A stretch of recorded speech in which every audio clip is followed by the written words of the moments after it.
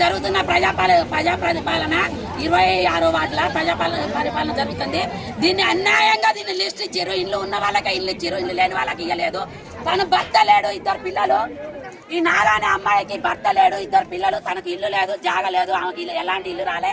ఈడున్న మహిళలకు ఎవరికి కూడా ఇల్లు లేవు, జాగాలు లేవు. వాళ్ళకు రాలే. బిల్డింగులు ఉన్న వాళ్ళకే ఇండ్లు వచ్చినాయి, బిల్డింగులు లేని వాళ్ళకి రాలేదు. జాబులు ఉన్న వాళ్ళకే ఇండ్లు వచ్చినాయి, జాబులు లేని వాళ్ళకు రాలేదు. అదే విధంగా పింఛన్లు తీసుకొని ప్రభుత్వ జాబులు అన్నిటికీ అర్హులైన వాళ్ళకి ఇండ్లు వస్తాయి. తెల్ల రేషన్ కార్డులు ఉంటాయి. కానీ ఇవాళ ఏమీ లేని వాళ్ళకి, భర్త లేని వాళ్ళకి ఇళ్ళ స్థలాలు పిల్లలకు సాదుకోలేని పరిస్థితి ఇక్కడ ఇవాళ రోజులలో మనం పిల్లలు కూడా సాదుకోలేని పరిస్థితిలో ఉన్నాం.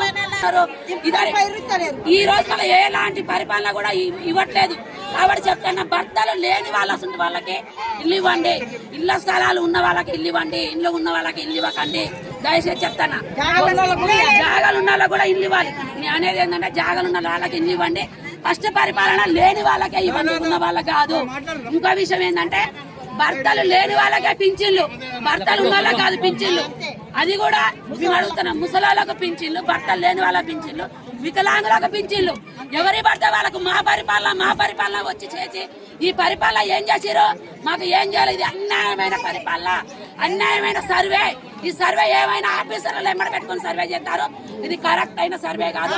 దీన్ని రద్దు చేసి మళ్ళీ సర్వే స్టార్ట్ చేయాలని చెప్తాను. సర్వే చేసి అన్నారు, లాస్ట్ వస్తే అసలు ఇంట్లో లేవు, దేంట్లో రాలేదు.